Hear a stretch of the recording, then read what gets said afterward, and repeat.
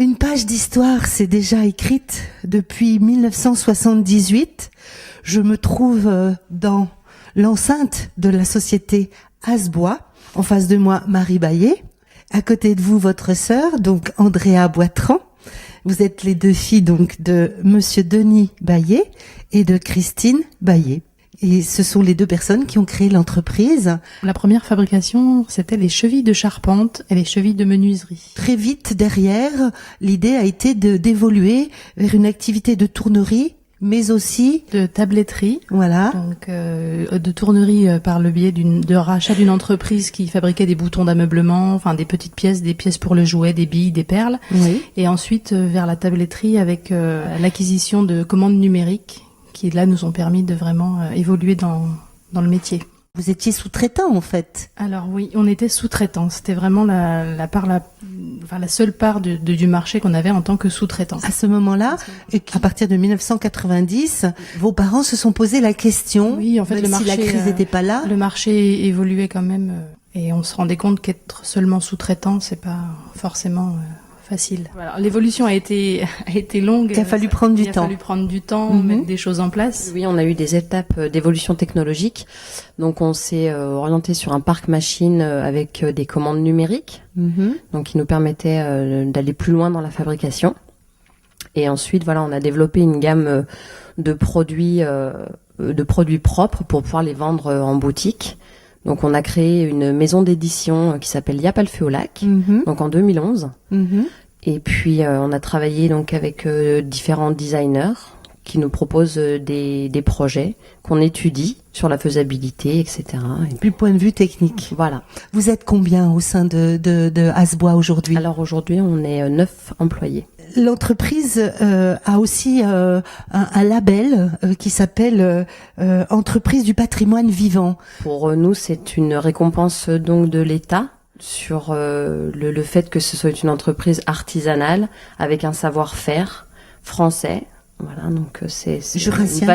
Jurassien, et c'est une valorisation important pour l'entreprise. C'est une reconnaissance. C'est une reconnaissance, c'est ça, oui. Et qui auprès de vos clients est importante. Oui, les gens sont sensibles à ce genre de reconnaissance de label. Aujourd'hui, je pense qu'on est plus dans une démarche à accorder de l'importance à des labels comme ça. De notoriété. Oui.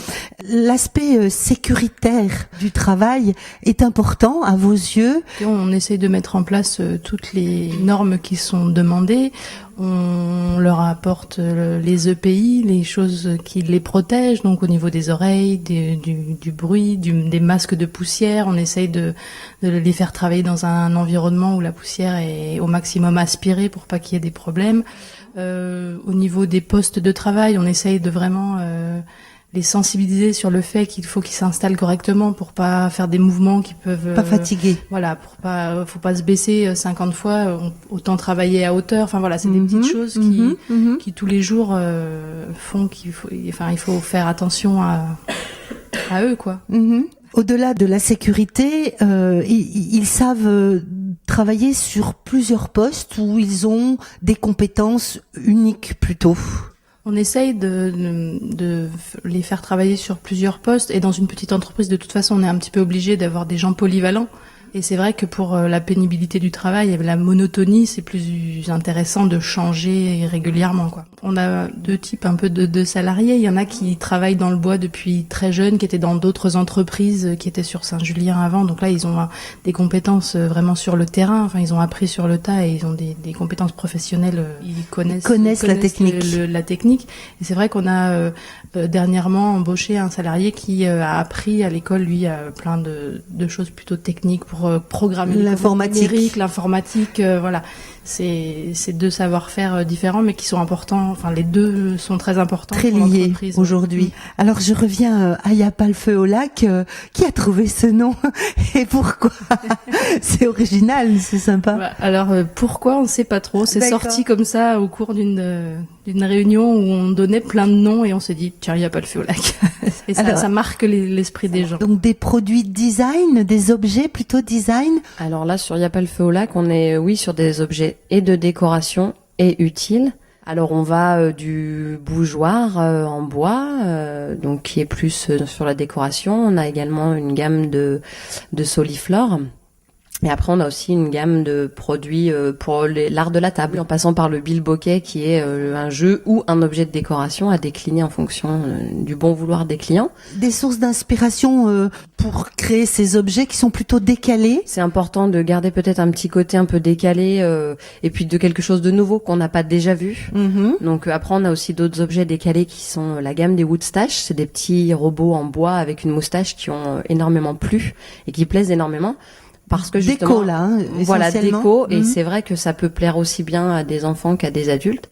Alors, il y a pas le feu au lac a permis à l'entreprise de perdurer. On met notre savoir-faire au service du design et ça nous permet d'exister d'une autre manière dans le monde. On garde toujours l'activité de cheville de charpente, voilà. Donc là-dessus, on est toujours actif là-dessus. C'est une maison d'édition. Il y a pas le feu au lac. Donc vous évoluez comment? Vous avez des magasins de vente? Alors oui, on a des boutiques. Ouais. Donc dans toute la France. On travaille également un peu à l'export. Donc, sur où, par exemple? Alors, on a des boutiques sur Singapour, on en a aussi sur Séoul. On a toujours quelques boutiques sur l'Australie. Et puis, on a été également exposé au MoMA à New York. Voilà, donc c'est toujours plaisant de le dire. Une belle aventure. Voilà, c'est ça. L'entreprise se remet toujours en question. C'est une obligation aujourd'hui d'être dans cet état d'esprit, de se remettre en question parce que le marché change et que voilà, on doit toujours suivre le mouvement. Et ça veut dire que être installé en petite montagne, s'appuyer sur votre savoir-faire, on comprend bien, c'est intéressant. Mais est-ce que c'est un défaut, une qualité, un atout? Alors, c'est pas un défaut. Au contraire, on pense que c'est une qualité. Les gens aujourd'hui recherchent des histoires. Je pense qu'on a une belle histoire. Les personnes y sont sensibles et c'est une qualité. On est dans le berceau. Vous la mettez en avant. Voilà, tout à fait. Et ils viennent vous voir et oui. Quand ils arrivent ici en petite montagne, ils sont toujours très surpris, mais agréablement surpris et ils repartent toujours très heureux de leur visite. Peut-être on pourrait donner les 2 adresses du site internet pour conclure. L'adresse pour Y a pas le feu lac, c'est www.yplfl.com et pour Asbois, c'est info@as-bois.com. Merci beaucoup. Je vous souhaite encore très très longue vie. Et j'espère que vos enfants prendront la suite pour que Asbois continue à nous proposer de jolis objets tournés ou de tabletterie. Merci beaucoup. Merci.